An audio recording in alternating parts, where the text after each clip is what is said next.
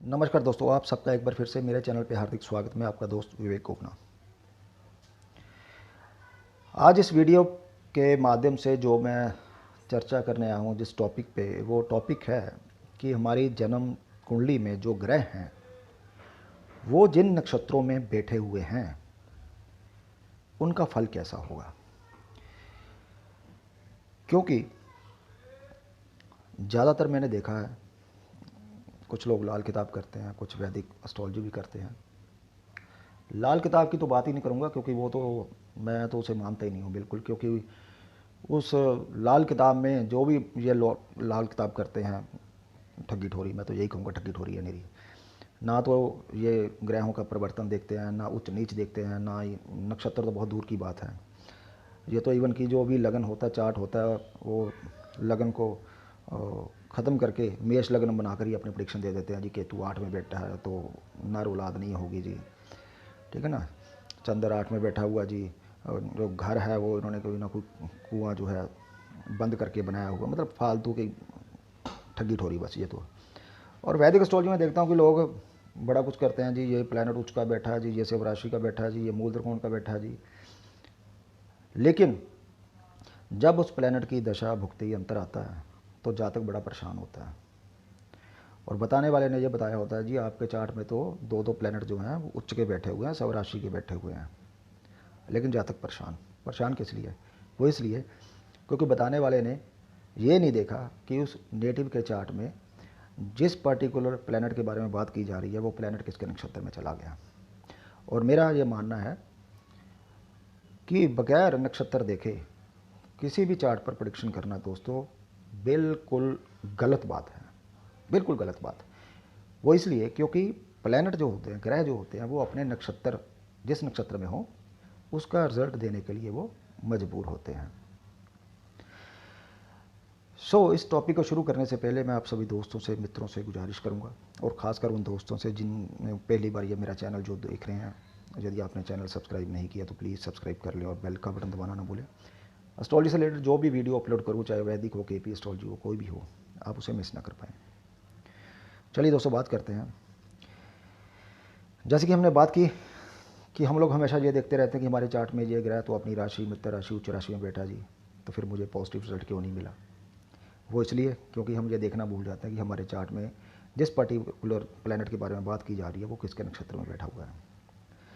हमारे चार्ट में दोस्तों कोई ना कोई ग्रह किसी ना किसी ग्रह के नक्षत्र में बैठा होता है, और जिस नक्षत्रों में यह ग्रह बैठ होते हैं ना, उन नक्षत्रों के स्वामी का पूरा पूरा प्रभाव उन ग्रहों के ऊपर होता है। साथ ही ग्रह अपने अनुकूल ग्रहों के नक्षत्र में बैठे हैं या विपरीत ग्रहों के नक्षत्र में बैठे हैं, इसका पॉजिटिव या नेगेटिव जो इफेक्ट होगा वो ग्रहों के फल पर पड़ेगा ही पड़ेगा। इसको एग्जांपल से समझ लीजिए, क्योंकि जो केपी एस्ट्रोलॉजी करते हैं उनको बिल्कुल क्लियर इस बात का पता है, वो विदाउट नक्षत्र बात ही नहीं करेंगे आपसे। किसी जातक का मान लीजिए 7वें भाव का स्वामी, ठीक है ना, 7th लॉर्ड, वो ऐसे नक्षत्र पे चला गया जो कि 6th भाव का स्वामी हो। 6th भाव का स्वामी कोई पाप या क्रू ग्रह हो, तब यहाँ सतमेश और सप्तम भाव पर 6th भाव का जो अशुभ प्रभाव है वो पड़ेगा ही पड़ेगा। क्योंकि सतमेश 6th भाव के नक्षत्र में, मतलब 6th भाव के स्वामी के नक्षत्र में है। और 6th भाव, अब इसको इस तरीके से समझिए, 7th भाव क्या होता है, वो प्राइम हाउस ऑफ मैरिज होता है, और 6th भाव क्या होता है, वो 12 हाउस बना 7th हाउस से। तो अब क्या होगा कि मैरिड लाइफ पर जो बुरा प्रभाव है वो आएगा ही आएगा।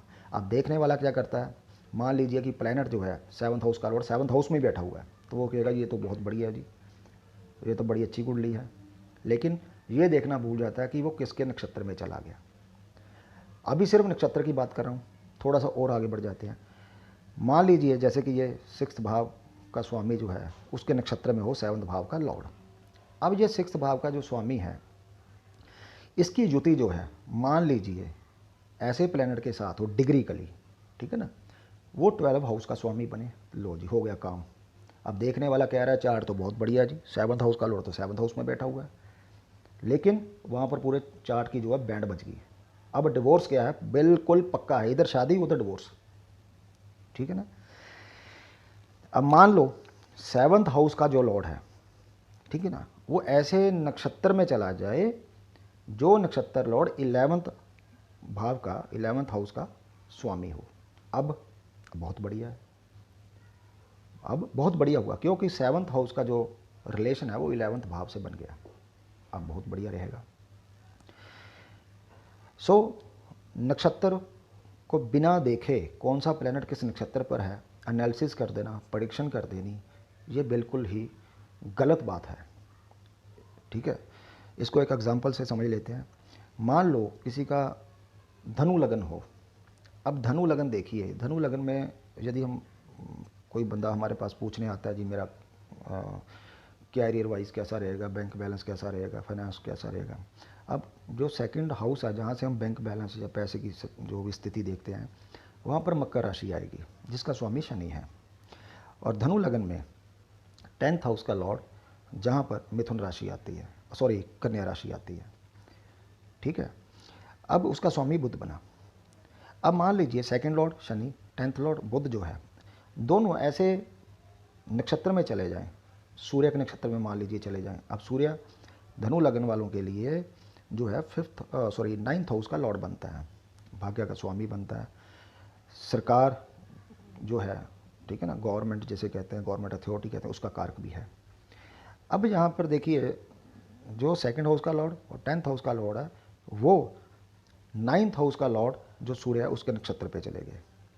तो इसका मतलब अब जातक के जीवन में जो पैसा आएगा, जो उसका प्रोफेशन होगा, उसके ऊपर सूर्य का पूरा प्रभाव रहेगा। और सूर्य क्या जो है वो गवर्नमेंट अथॉरिटी को इंडिकेट करता है। इन मामलों में जातक को कोई परेशानी नहीं आएगी। अब मान लीजिए कि वो धनु लगन हो, ठीक है, और धनु लगन के 8th हाउस में जो राशि है वो आती है चंद्रमा की। अब ये दोनों प्लैनेट जो हैं चंद्र के नक्षत्र में चले जाएंगे। लो जी, बच गया बैंड इसका पूरा। नक्षत्र को बिना देखे, मैं फिर कह रहा हूँ आपको बार बार, बिना नक्षत्र देखे कोई भी दोस्तों प्रेडिक्शन करनी या एनालिसिस करनी वो बिल्कुल गलत बात है। इसी तरह अन्य ग्रहों को भी आप ऐसे ही समझे, जैसे कुंडली में सेकंड लॉर्ड, 4th लॉर्ड जो है वो 6th लॉर्ड के जो ग्रह के नक्षत्र में बैठ जाए, तब पैसे का नुकसान या कर्ज में रहना, किराए के मकान में रहना, ऐसे ही जो फल हैं जातक के जीवन में उसके मिलेंगे। क्यों? क्योंकि second house, 4th house Lord छठे भाव के स्वामी ग्रह के नक्षत्र में बैठे हैं। छठा भाव कर्जे का और किराए का मकान होता है। इस तरह ग्रह किस ग्रह के नक्षत्र में है और वह ग्रह जिस नक्षत्र में कोई ग्रह बैठा है वह किस भाव का स्वामी, किस स्वभाव का ग्रह के अनुसार ग्रहों के नक्षत्र में बैठने का फल जो है मिलता है। कोई बहुत अच्छी स्थिति में देखने वाला ग्रह भी अच्छा फल नहीं दे रहा होता है, और कोई बुरी स्थिति में बैठने पर भी कोई खास बुरा फल ग्रह नहीं दे रहा होता, क्योंकि उसका जो ग्रह का देने का जो रिजल्ट है वो नक्षत्र पर दोस्तों डिपेंड करता है। हमेशा मैं ये कहना चाहूँगा, जब भी किसी प्लैनेट का देखना हो कि वो क्या रिजल्ट देगा, ये ज़रूर देखें कि वो प्लैनेट जो है किस ग्रह के नक्षत्र में चला गया, और ये भी देखें कि वो ग्रह जो है कहीं किसी दूसरे प्लैनेट के साथ युति तो नहीं बना रहा। हाँ, युति मैं बता देता हूँ, क्लियर कर देता हूँ कि कुछ एस्ट्रोलॉजर युति को नहीं मानते। वो कहते हैं चाहे दो प्लैनेट आपस में, एक प्लैनेट 2 डिग्री का बैठा हो, दूसरा प्लैनेट 20-25 डिग्री का बैठा हो, तो युति मान लेते हैं। बट मैं ऐसे युति नहीं मानता। मैं युति मानता हूँ यदि कोई दो प्लैनेट जो हैं 6 डिग्री के अंदर अंदर बैठे हों तो युति मानी जाएगी। यदि 6 डिग्री से ज़्यादा प्लैनेट आपस में बैठे हों तो उसकी युति नहीं मानी जाएगी।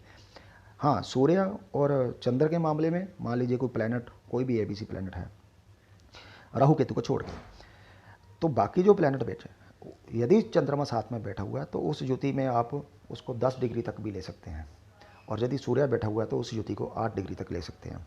रही बात राहु केतु की, वो हमेशा मैं कहता हूँ कि राहु केतु जो है वो सबसे पहले रिजल्ट देते हैं जो प्लैनेट उनके साथ बैठो। मान लीजिए कि आप किसी प्लैनेट की एनालिसिस करना है कि बुध ग्रह जो है वो क्या रिजल्ट देगा। बुध मान लीजिए कि चला गया राहु या केतु के नक्षत्र में चला गया। अब कैसे रिजल्ट आप मिलेंगे आपको? अब मिलेंगे कि राहु या केतु जिस भी भाव में होंगे उस भाव का प्लस जो प्लैनेट उनके साथ होगा, पहले वो उनका रिजल्ट देगा। दृष्टि जो है कुछ लेते हैं, कुछ नहीं लेते, वो आप अपने एक्सपीरियंस जो आप करना चाहें देखें रिजल्ट कैसे मिलता है। लेकिन मैं बताता हूँ कि पहला वो अपनी युति यदि युति नहीं है तो जो प्लैनेट उनको देख रहा है उसका, और प्लस वो जिस राशि में बैठा है उसका रिजल्ट वो राहु और केतु देंगे। सो बिना ये देखे कि प्लैनेट किस के नक्षत्र में चला गया, प्रेडिक्शन देना या एनालिसिस करना बिल्कुल रॉन्ग है। प्रेडिक्शन या एनालिसिस आपका दोस्तों गलत हो जाएगा। सो इस वीडियो में मैं जो चर्चा की वो यही कि कोई प्लैनेट किस नक्षत्र में है ग्रह के, वो कैसा फल देगा, पॉजिटिव या नेगेटिव। नेक्स्ट वीडियो में चर्चा करेंगे, मान लीजिए कोई प्लैनेट ऐसे नक्षत्र पर हो जो पॉजिटिव दे रहा हो, प्लैनेट भी और नक्षत्र भी, तो क्या हमें पॉजिटिव ही रिजल्ट मिलेगा या नेगेटिव मिलेगा या दोनों मिक्स मिलेंगे। या मान लीजिए कोई प्लैनेट खुद नेगेटिव है, नक्षत्र पॉजिटिव है, तब क्या रिजल्ट मिलेगा। या मान लीजिए प्लैनेट और नक्षत्र दोनों नेगेटिव बता रहे हैं, तब क्या रिजल्ट मिलेगा।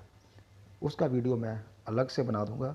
वो रिजल्ट जो है हम उप नक्षत्र स्वामी से दोस्तों देखते हैं। चलिए मिलते हैं नए वीडियो में, तब तक के लिए नमस्कार।